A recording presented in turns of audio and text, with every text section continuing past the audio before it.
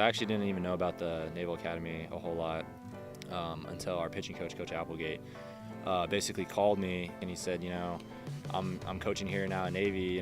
We'd like to get you up on a visit.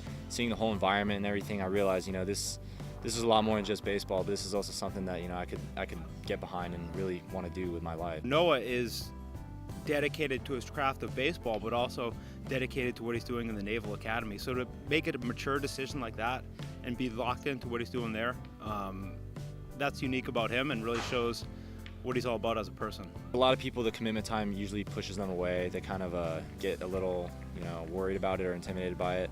But the way I saw it and the way my coach explained it to me was pretty much you get 5 years of a career path, really, and kind of, a job security. But, at the end of the day, you're doing a great thing, too, by serving your country, which is awesome. Pitch by Song, swung on and missed strike three. And Navy defeats Army here at Fenway Park by the final score of 4-0. Being an athlete at any school is definitely challenging. A student athlete is difficult, but trying to become a student athlete officer is something that is a little more time consuming for sure.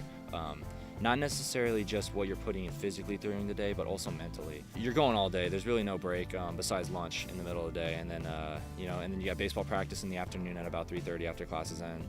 You go to your baseball practice. After that, you go back to dinner. After dinner, you're pretty much studying for the rest of the night. He's a top arm in the country. Really showed out well here, showed out well for the Academy, and for him to be committed with what he signed up for at the Naval Academy and to be fully into that is pretty impressive.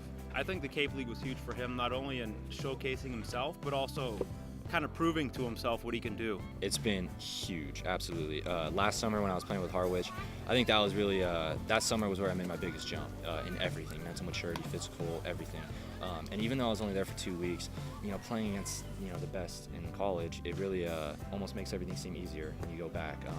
Because it gives you also the confidence of, I've played against really good guys. I have nothing to be afraid of or nothing, to worry about when I'm going up there pitching. And so you go up there with the attitude of, I'm going to dominate every time. And then especially after coming up here again, it kind of showed that. And I think the sky's the limit for him, both in the military and pitching-wise. I have my service time. I have my commitment that I'm preparing for, and I have been preparing for.